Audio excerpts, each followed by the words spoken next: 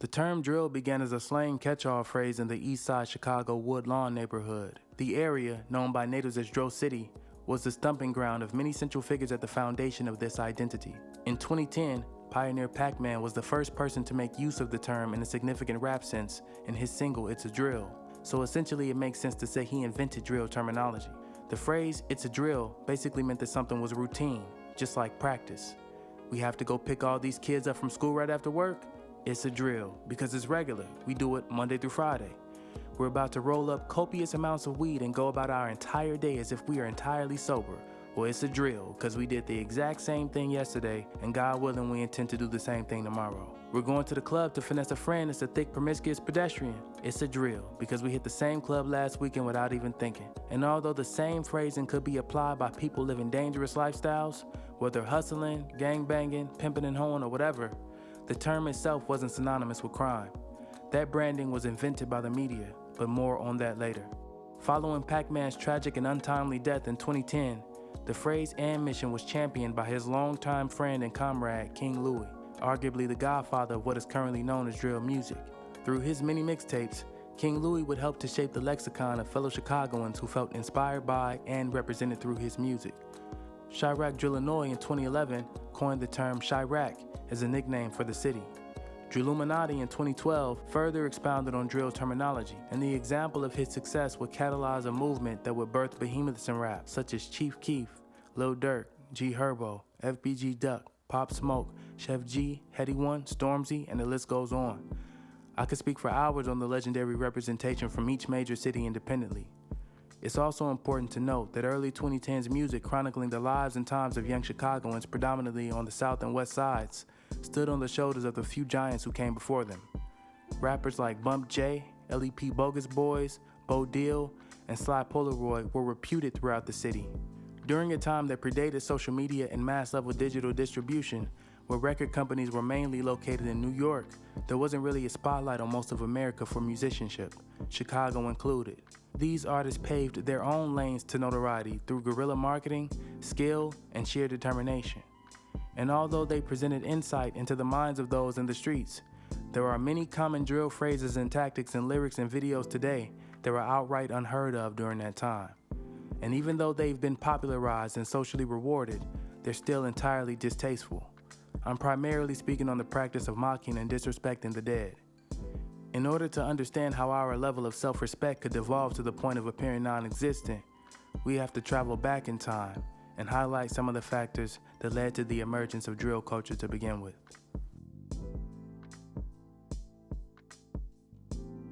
Most of us have heard very little of the Great Black Migration from the South from our grandparents. Oftentimes it's glossed over in just a few short paragraphs, likely because it's difficult for our grandfathers and grandmothers to recount the many hardships they left and acknowledge the new melting pot of adversity they subsequently met. So here it is in a snapshot. The first Great Migration happened between approximately 1910 and 1940, an era that saw World War I, the Great Depression, and the beginning of World War II. At this point, more than 90% of all African Americans lived in the South. Much of the motivation of this exodus were racially induced conditions such as segregation, widespread institutional poverty, spree lynchings, lack of economic opportunity, and famine. During the first half of this migration, the African American population increased by as much as 40% in the cities of Philly, Detroit, Cleveland, Baltimore, New York City, and Chicago.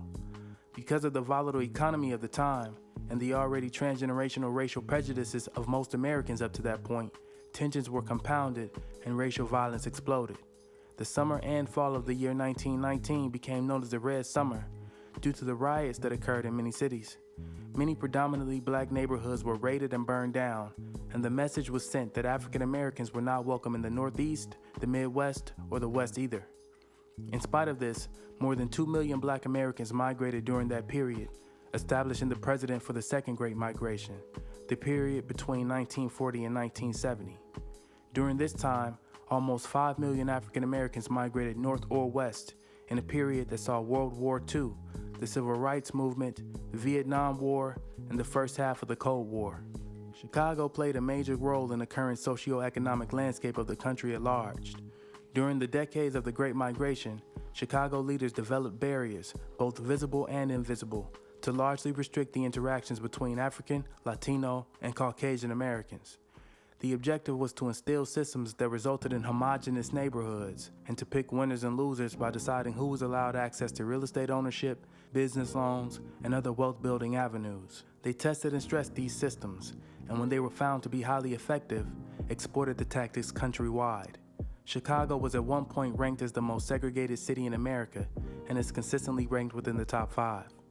A system known as redlining was one of the primary strategies used to design citywide demographics. The Federal Housing Administration, formed in 1934, explicitly refused to back loans to black people who wanted to buy homes, and anyone with the bad luck of simply living in close proximity to black people. This made it almost impossible to invest in black communities for decades. The de facto segregation within Chicago, coupled with the 1949 American Housing Act, led to the construction of multiple public housing complexes within the African American community. These housing communities, sometimes called the projects, are often mischaracterized as benevolent endeavors designed to tackle the shortage of affordable housing options for low-income families. A more accurate depiction would be that due to redlining, the growing population of African Americans, coupled with the fixed area within which African Americans were allowed to live, inflated the price of housing substantially. This meant that the compression and suppression of the black community was unsustainable unless the community was literally built up. Question: what happens when you have hundreds of thousands of people migrating to a city, told they can only live in 2 specified areas, and economically disenfranchised? You get child militias. To understand the current gang climate in Chicago, you have to understand the origin of black and Latino mobs in America, their structuring, their rise to power, and their downfall. Explaining all this will take several hours and many videos, so I'll only highlight some key points here. The earliest African American Chicago street organizations date back to the 1920s, concurrent with the onset of the first Great Migration. These groups, the Dirty Sheiks and the Wailing Shebas, acted as syndicates that held control of the black market within the Southside African American community. After numerous wars with Italian, Irish, and hybrid white greaser gangs, they would relocate to the near west side of Chicago, laying the foundation for the development of future groups. It wouldn't be until the 1940s during the Second Great Migration, however, that there was an explosion in both African American and Latino street organizations. At this time, these newer groups weren't mobs. They were youth-driven social clubs designed to combat the oppression of their communities by the surrounding neighborhoods. This might sound like a political talking point, but it's simply a fact. There are clear turning points in many of these organizations that we will cover, but at their genesis, the naming, symbology, creed, and literature of many of these groups were empowering. Take the Egyptian cobras, derived from the most dominant snake in Africa, small but powerful, and hailing from the African culture that gave us astrology, religion, life after death philosophy, ancient mathematics, and architectural wonders that persist even today. Or take the Latin kings, an homage to the ancient Taino tribes of Puerto Rico, the Nahuatl tribes of Mexico, El Salvador, Honduras, and more, which encouraged Latino immigrants to stand with pride in the face of vicious attacks from displaced white laborers. Or take the conservative vice lords, named in declaration of war against the white slumlords in the North Lawndale neighborhood. They held an inclination to uphold traditional family and community values with interest in building legitimate business and establishing a political foothold in their neighborhoods. I could go on, but you get the point. During these formative years, there were clashes with outside forces as well as rival groups from within the community. Members of these groups were often targeted by city officials and routinely abducted, arrested, and tortured by police. In response, the city witnessed a gradual descent into more violent behavior from previously peaceful groups. To be fair, in almost every culture globally, tribal rivalries exist, and ideological wars are waged for the dominant identity in the region. Feudalism in Japan lasted from approximately 1185 to 1603 CE, which basically meant countrywide tribal warfare raged for over 400 years. While in the West Side Chicago neighborhoods, this tribal warfare was all but decided in close to 20 years, with the almighty Vice Lord nation reigning supreme by the early 1960s. At the same time as the dominant declaration of the Vice Lords, other culture-changing identities were emerging on the south side of Chicago, such as the Rangers and the Disciples. Many of you have heard of more recent GDBD neighborhood wars that have been sensationalized in music, interviews, and documentaries, but have little to no background on the development of the disciple identity. Well, in 1958, a group of black preteens in the small but emerging Hyde Park African American community began referring to themselves as the disciples. They were oppressed by the larger white community surrounding them and often assaulted by white greaser gangs such as the Rebels. Because of this, unification was a must. The Friends decided to add the word devil in front of disciples to sound tougher. The Rebels were allegedly over 2,000 in number and violently racist against their black neighbors. The Devil's disciples, while tough and necessary, numbered in the teens. In order to survive, they began warring with other small black defense groups and absorbing them to swell their ranks. This was a common tactic in growing groups in all regions, irrespective of ethnicity. This strategy was central to the Vice Lord expansion in the West and was also being employed by direct relatives to the Lords and future rivals to the D's, the Blackstone Rangers. The very same Woodlawn neighborhood that birthed drill terminology and many of the early drill trendsetters in 2010 was the birthplace of a collective called the Blackstone Raiders 55 years prior in 1955. Through Vice Lord leadership familial ties, the founders of the Blackstone Rangers, their successor group, learned strategies that made them uniquely effective in their formative years. They were able to quickly and intelligently expand, build strong allies, and establish political presence. From their inception, the Blackstone Rangers valued Black power principles and idealized complete autonomy within Black communities. Hopefully, you can see a defining commonality between each of the groups I've mentioned so far. They were all born out of necessity in an oppressive environment with enemies that were predetermined for them. All of these organizations marched with Dr. Martin Luther King Jr. during the Chicago Freedom March of 1966. All of these organizations eradicated the presence of greaser gangs and Chicago outfit operations in and around Black neighborhoods. And eventually, the introduction of the drug trade would drastically shift all of these organizations toward a downward spiral that the CHA, CPD, Mayor, and the FBI were collectively unsuccessful in orchestrating. The drug trade would introduce a spirit of greed into each organization and reveal a level of individualism and brutality in certain members that ultimately proved cancerous to the whole. During the 80s and the 90s, at the height of the crack epidemic, internation wars began happening far more frequently. There were often power vacuums left in leadership due to state and federal indictments or mob-style assassinations. It was during this era that the pioneers of drill would be born and raised. With fractured leadership and structure, all that remained was the phantom of what was. Without instruction and enforcement of ethical codes, there was no understanding of what is supposed to be.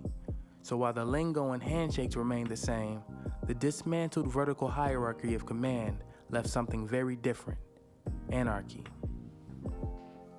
There are fundamental differences between Chicago organizations and other regional entities such as LA gangs and New York drug rings.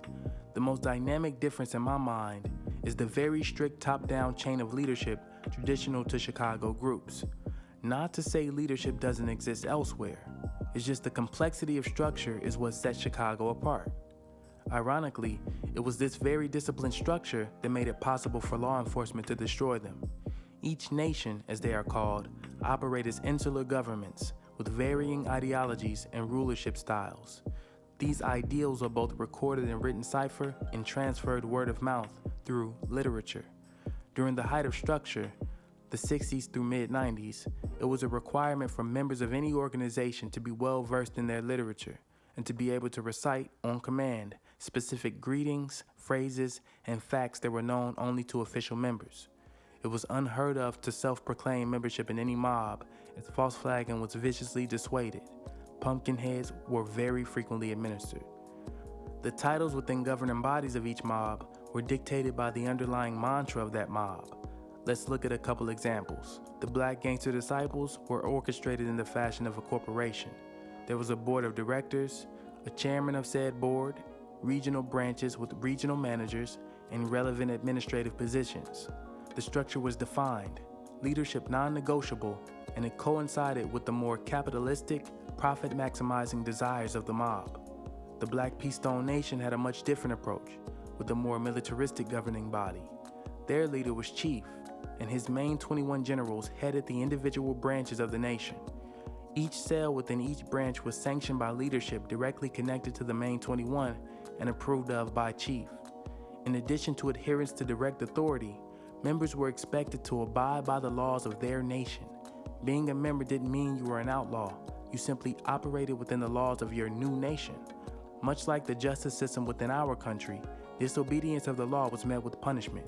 These punishments, or violations, varied in severity, but were ultimately enforced to retain order amongst the ranks. This system was central to the 70-year success of Black street organizations in the same manner that it is integral to the success of any organization. As a result of the power vacuum, lack of discipline and structure, and idolization of nation heritage, many youth began to imitate their interpretation of the mobs they identified with. In other words, most current gang members are just that, gang members. If their affiliation began after the early 90s, which most have, they likely haven't been blessed into any nation and are operating in sets that are rogue, devoid of any centralized nation leadership. This means two things. One, the current wave of street gangs may operate in the namesake of traditional organizations, but they are completely different entities. And two, this wave of street members, while not necessarily more or less dangerous than the past membership, is far more volatile. Just because there are predominantly rogue sets roaming in Chicago streets, this doesn't mean there is less capability or motivation to engage with rivals or victimize the vulnerable. It's also important to note that organization, or the lack thereof, isn't directly related to the crime rate, but there is a correlation. The violent crime rate during the 90s looked very similar to that of the 2010s, and during both of these periods, there were explosive factors at play. During the 90s, many nations saw a collapse in leadership at the highest levels. This coincided with rising drug wars during the crack epidemic and internal wars over power struggles. During the 2010s, many neighborhoods will be launched into revenge wars, instigated via music, social media, interviews, and related media coverage. Many of the phrases and behaviors that were normalized during this time frame were allowed primarily because there were no authority figures to violate these offenders. In decades prior, it would be unthinkable to openly mock enemies, publicly proclaim who your enemies or allies were, record potentially incriminating music, decide to wage wars on a whim, commit violent acts against other nations without sanction, and many other normalized offenses.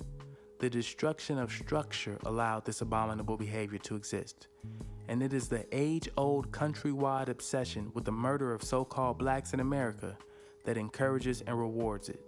If you are in any of these neighborhoods, it is the Squid Games. You have to focus every waking moment on strategies to make it. Life is big. Never crash out. Grace and peace.